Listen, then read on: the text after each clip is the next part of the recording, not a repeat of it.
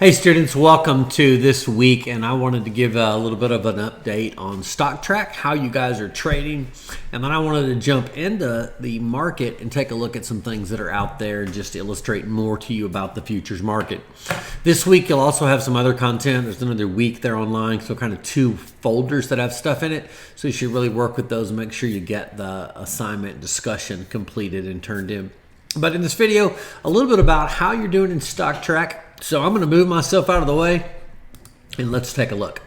All right, here I am in stock track and I am logged in, and I went to class ranking here, and I've got a couple of trades made. I'll show you in a second, but right now it looks like Tyler has made about 250 bucks so far right now. Tyler, with 11 trades, you've been kind of getting after it. Praveen, you are not trading. You've got an account, but you need to get to trading, so work on that. Caroline, 10 trades as well as Brad with 13. You guys are losing a little bit of money, but nothing you can't recover from. When I look at the account details, I can click view and see what I've done. Looks like I have got some trades here that I've made, and let's go take a look more at exactly what that is. But that's your ranking. I can see the folks who are working. Let me go to my open positions right now. So here's what I did. I actually had some money on corn. I am long on the corn market right now. I've got 4 contracts. I had one. I was losing some money. The market fell down, so I jumped in with 3 more, which lowers my cost. We'll take a look at the corn market in a little while. That is a December contract on corn. And so that's what I'm looking at right now. And to add to my contracts is what I used as a strategy to try to lower my loss overall. And hopefully, as it turns around, I can make some money on it. As I think about a struggling economy, which we're not into yet, but if we started to struggle as an economy, commodity prices rising would be typically what I'd be after there. So I'm looking for that. However, cattle market's been down. I'm shorted a contract. I'm making $1,000 on that. Losing some money right here, so you can see where I'm making a little bit of my money overall. I'd be tempted to short some more contracts. That's not called average cost. That's called pyramiding. In other words, we're going to take our profit and put it into another contract. Remember, about $1,600 is what it takes to get going. This one's made me $1,000, so I'm close to putting myself into another contract to try to make some more money. But we'll see. But those are my positions I'm in. That's what I'm doing. Let's jump to the futures market and take a look at some things you might look at as well. All right. When we go to CME Group, I'm going to go to markets. I'm going to go to agriculture, and I'm going to start being able to look up anything I might want to trade. In fact, if I go to products, it brings me to those products, and I can start moving through here and see corn, livestock, dairy. Here's what I wanted to jump on was lumber. In fact, you guys have probably seen it in the news or even experienced it yourself, but lumber prices shot up for lots of transportation issues. So what's it look like for the market? Well, you can see the volume here. Lumber is not traded much at all. In fact, that November contract's the one it's traded at, but 128 is not too much. Here is the lumber market. You can see very sporadic. It's not traded very often. You see how these are really short lines with even flat lines that show you nothing got traded. Open and closes were the same. Let's go back on a little bit of history here and go to a week picture.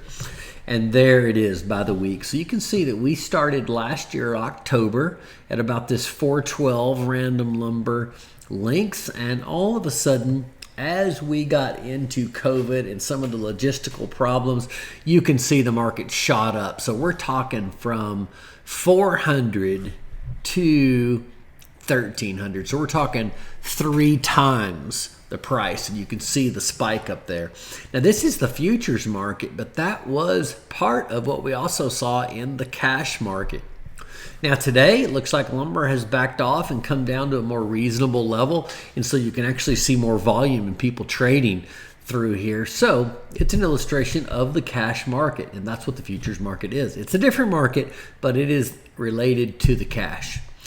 So let's take a look at some other products, and you can see where I've been trading is corn. So let's move back up here to corn.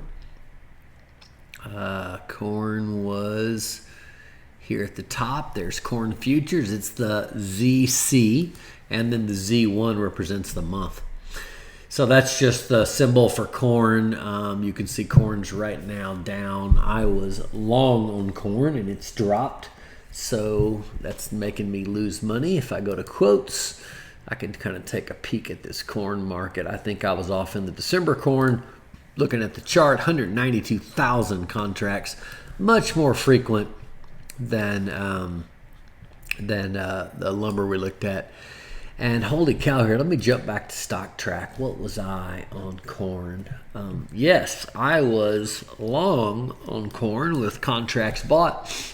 If I come over here and go to the December corn market, and that's what I just had pulled up. Holy cow, today it was trading earlier lower and just really jumped up. So when I made the buy on that, I bought it a lot higher. If I'd have been watching earlier today, I might have made a lot better buy. So I really wish I would have been paying more attention. Let's go look at a week range, and we get a little bit different picture here, not a whole lot differently. So we can still see that corn is trading a little bit higher. Well, I took a buy, I think mostly was just to try to show you the example. But man, I've got to buy here at a price. I'm not probably going to have an opportunity to make a whole lot of money. This is almost looking like a really good short opportunity right now. You see pretty high prices. If I go back in here and even go a month range, I get a little longer history, and holy cow, still looking like it's pretty high right now. So hard to say where things are headed, but once I have a position in, I can see what I think about it. I really don't like my buy here, but I'm going to try to trade my way out of it. And when the market moves, hopefully closer to the $6 range, maybe I can get myself out. But I'll have to watch out. Maybe put in a limit or stop order to get me out of there. All right, so those are some of the examples of that market. Let's back up and let's go to look at the cattle market and see what opportunities might exist there. Oh gosh, where am I trying to go here? I'm still in corn. Get out of the grains. Let's see here. I'm still in the grains here. I don't want to be in the grains. I want out of that. Out of corn. There we go. Back to the market, and let's take a quick peek at feeder cattle or live cattle. Let's go to feeder cattle, and let's just see what's shaping up there. And mainly, I'd like you guys to start making buys or sells, so shorts or longs, and kind of just monitor where you're at, and maybe not stay in very long and get out pretty quick. Again, just trying to look at these markets. Let's go to the October futures, largest volume. 4,800 contracts there. Man, there's some pretty big swings there. Let's go to weekly, give us a little better picture. And once again, we were talking about high. It looks like I had a short the other day and it's dropped off some more. I even shorted more contracts. Let's see, was I short on this? Yes, I was short on cattle with one contract, and I tried to short some others, but it looks like I still don't have those in there yet. So, but anyway, right now the market is showing down, and so if I go over here and look, I don't remember now which one I was in. I think October was what I was in, and so so yeah, this is the October contract. Oh, I'm in feeder cattle, so this is the $1.67, and so you can see some activity there this morning.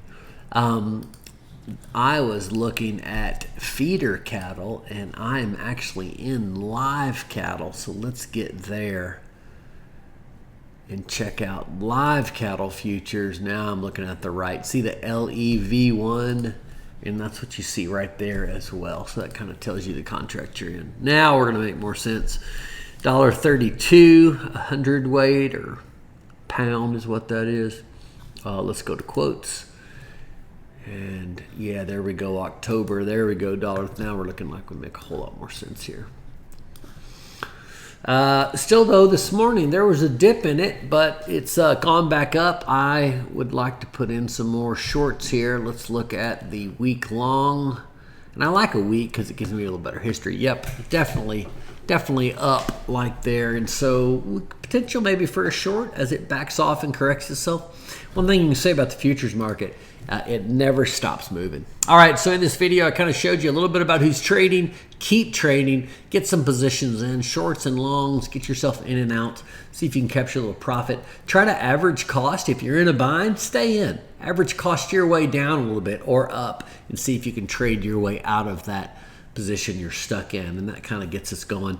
Make sure to watch your videos this week. We kind of introduced the concept of hedging, but now once you understand how to get in and get out, hopefully you can keep doing some of these basic things. As the weeks go on, we'll start talking about some trends, but this week is really about making sure you're trading, getting in trade, talking about hedging, showing you how hedging works. So I've got some illustrations there, plus an assignment to see if you understand the concept of the hedge used in both markets. And so hopefully that'll be something you can look at. Need something, let me know. Other information here in the week, so make sure you take a look. Thanks.